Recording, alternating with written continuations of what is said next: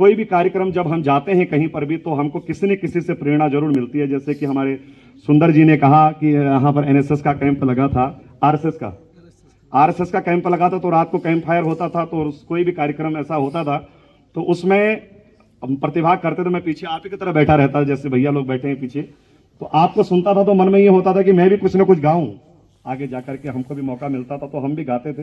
लेकिन तब संगीत का सौ भी नहीं पता था। लेकिन जो भी ये प्राकृतिक गुण होता है, ये कुछ न कुछ पूर्व जन्म में हमने थोड़ा बहुत किया होगा, तो उसी का हमको यहाँ मिलता है। तो और बहुत गर्व के साथ कहता हूं कि बाबा साहब अम्बेडकर ने इतने भाषाओं का ज्ञान लेकर उन्होंने जो है इस संविधान को किया, उनकी जो यादें हैं वो आज सबके दिलों में छाई रहनी चाहिए, क्योंकि बाबा साहब न होते तो संविधान जो है तैयार नहीं होता। जो 2 वर्ष 11 माह 18 दिन का समय इस संविधान को लिखने में उन्होंने लगाया, अगर हम बाबा साहब के बारे में उनके जो क्रिया थी उनकी बचपन से लेकर संविधान लिखने तक की, अगर हम उनकी गाथा अगर कहना चाहेंगे तो शायद 2 साल 18 महीना 18 दिन का समय लग जाएगा, तब भी पूरा होने वाला नहीं। इतने महान विभूति के द्वारा ये संविधान की रचना की गई। तो क्योंकि तय माताले यस्तुत्र जन्माया रचायो संविधान बाबा साहेब हो बाबा साहेब हो Baba Saheb Baba Saheb. Thank you very much. जय संविधान, जय भारत। जिसको कोई भी कार्यक्रम होता था तो मैं इसको गुनगुनाया करता था, तो वही गीत मैं आज आपको सुनाना चाहूंगा। जब जीरो दिया मेरे भारत ने दुनिया को तब गिनती आई, तारों की भाषा भारत ने दुनिया को पहले सिखलाई। देता न अगर दशमलव तो यो चांद पे जाना मुश्किल था, भारत और चांद की दूरी का अंदाज लगाना मुश्किल था। सभ्यता जहां पहले जन्मी और जन्मी जहां पे पहले किला, वो भारत देश हमारा है। तो आगे गीत के माध्यम से मैं सुनाने का प्रयास कार्यक्रम करते हैं, जहां भी भजन गाते हैं या कोई भी कार्यक्रम होता है तो साउंड व्यवस्था वहां पर थोड़ा सा व्यवस्थित रहती है। और मैं गुरुजी से निवेदन करूंगा, ये मैं अपनी तरफ से इस विद्यालय के लिए एक छोटी सी घोषणा है। इसको मैं कोई नेताओं की तरफ मैं ऐसा भाषण या कोई ऐसी वो नहीं कर रहा हूं। मैं इस विद्यालय के लिए एक छोटा सा ये साउंड सिस्टम जो भी प्रॉपर तरीके से जो यहाँ पर कोई भी कार्यक्रम होता है तो उसके लिए देना चाहता हूं। और गुरु जी को प्रणाम करता हूं, इस विद्यालय को जो भी होगा अभी इसके बाद, क्योंकि जब भी हम कार्यक्रम के लिए यहाँ आते हैं, कोई भी कार्य होता है तो थोड़ा साउंड व्यवस्था थोड़ा सा गड़बड़ रहती है। हालांकि ये व्यवस्था बहुत बढ़िया है, ऐसा नहीं है कि इसमें कोई खराबी है, लेकिन जो भी अभी ये हो रहा है परमानेंट मतलब इस विद्यालय में वो रहे, क्योंकि हमने इस विद्यालय से बहुत कुछ सीखा। आज जो भी हम कर रहे हैं अपने क्षेत्र में जो भी कार्य कर रहे हैं, तो ये तो एक छोटी सी बहुत सूक्ष्म है। हम करने को तो बहुत कुछ कर सकते हैं इस विद्यालय के लिए, जितना करें उतना कम है, क्योंकि हमने इस विद्यालय से शिक्षा ग्रहण कर रखी है। और आज हम जिस क्षेत्र में कार्य कर रहे हैं उसमें जितना भी हम अर्थ, हम मान सम्मान धन वैभव जो भी प्राप्त हो रहा है, तो अगर यहाँ के लिए अगर कुछ नहीं कर सके तो ये हमारा दुर्भाग्य है। हम प्रयास करेंगे जो भी कुछ हो पाएगा इस विद्यालय के लिए। बहुत बहुत धन्यवाद है, सभी गुरुजनों को प्रणाम है। हाँ, आदेश किया कि गोपी गीत सुनाने के लिए। गोपी गीत क्योंकि हमारे श्रीमद् भागवत के 10वें स्कंद से गोपी गीत आता है। और गुरुजी कोई भी कार्यक्रम जब हम जाते हैं कहीं पर भी तो हमको किसी न किसी से प्रेरणा जरूर मिलती है। जैसे कि हमारे सुंदर जी ने कहा कि यहाँ पर एनएसएस का कैंप लगा था, आरएसएस का कैंप लगा था, तो रात को कैंप फायर होता था, तो कोई भी कार्यक्रम ऐसा होता था तो उसमें हम प्रतिभाग करते थे। मैं पीछे आप ही की तरह बैठा रहता, जैसे भैया लोग बैठे हैं पीछे, तो आपको सुनता था तो मन में ये होता था कि मैं भी कुछ ना कुछ गाऊं, आगे जाकर के हमको भी मौका मिलता था तो हम भी गाते थे। लेकिन तब संगीत का सौ भी नहीं पता था। लेकिन जो भी ये प्राकृतिक गुण होता है, ये कुछ न कुछ पूर्व जन्म में हमने थोड़ा बहुत किया होगा, तो उसी का हमको यहाँ मिलता है। तो प्रयास यही रहता था कि गुरुजी को सुन करके कि ये गोपी गीत बड़ा प्यारा है, जो इसमें जयति तेधिकम जन्मना ब्रज, अब ये इसका अर्थ भी नहीं पता है, बस वो कम कम कम कम जो अंत में आता है इसमें जो बार बार, तो वो बड़ा प्यारा लगता था। तो हमारे पीताम्बर जी वहाँ पर एक वो थे यजमान जो थे हमारे पीताम्बर जी, तो हम अब वो जहाँ रहते हैं वो स्थान भीड़ नाम आता है उसका, तो हम भीड़ पीताम्बरम भज पीताम्बरम ऐसा भी कुछ जोड़ते थे अपने मन से। तो बहुत कुछ एक हास परिहास भी उसमें रहता था, लेकिन जब इसका वास्तविक अर्थ पता चला तो बड़ा ही ये बहुत गंभीर विषय है। श्रीमद् भागवत का यह गीत मैं सुनाने का प्रयास करता हूं, सुनिए।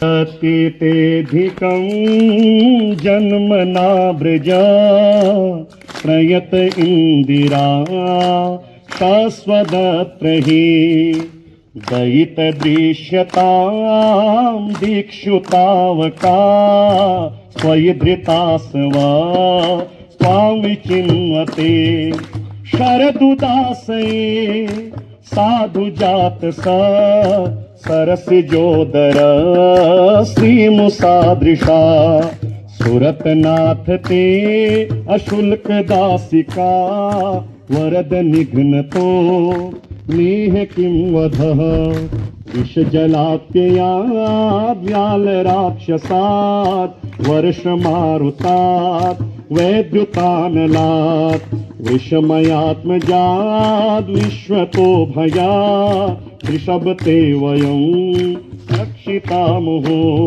न खलु गोपिकानन्दनो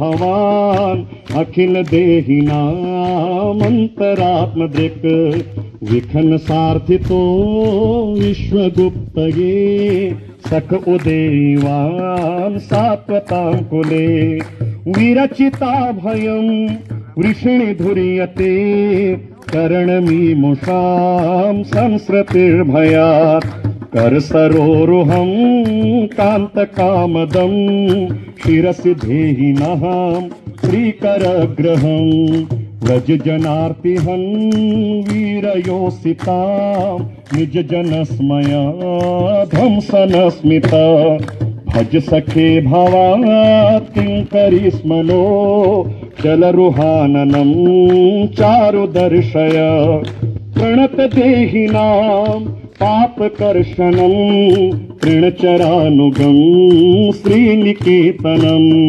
फणिफणार्पितं ते पदाम्बुजं तृणुकृचेषु नः कृन्देहेच्छयं मधुरया गिरा वल्गुवाक्यया बुधमनोज्ञया पुष्करेक्षण विधिकरेरिमा वीरमुह्यति रधरसीधुना ध्याययस्पनः तव कथामृतं तप्तजीवनं कविभिरीडितं कल्मषापहं श्रवणमङ्गलं श्रीमदाततं भुवि गृह्णन्ति ते भूरिदा जनः प्रहसितं प्रिया प्रेम वीक्षणं विहरणं च ते ध्यानमङ्गलं रहसि संविदो हृदि स्पर्शसः कुहकनो मनः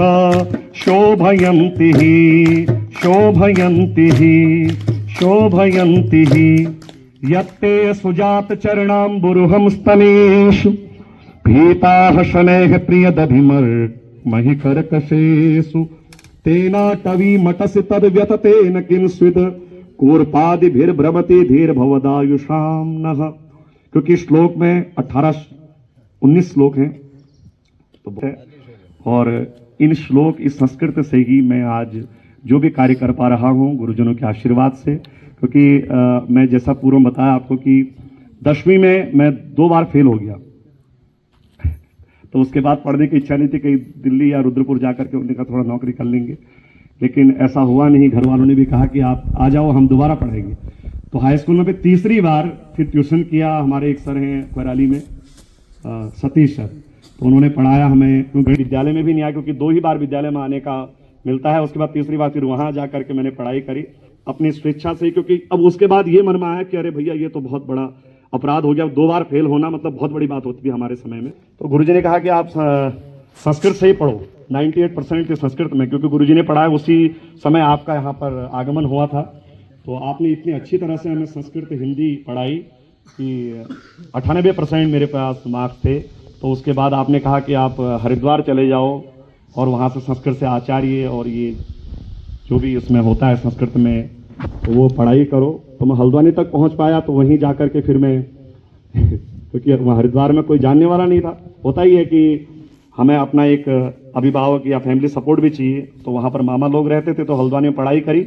उसके बाद संस्कृत से आचार्य शास्त्री जो भी होता है वो किया, और गुरुजी कहते थे कि आप अध्यापक बनोगे, लेकिन मैं अध्यापक तो नहीं बन पाया।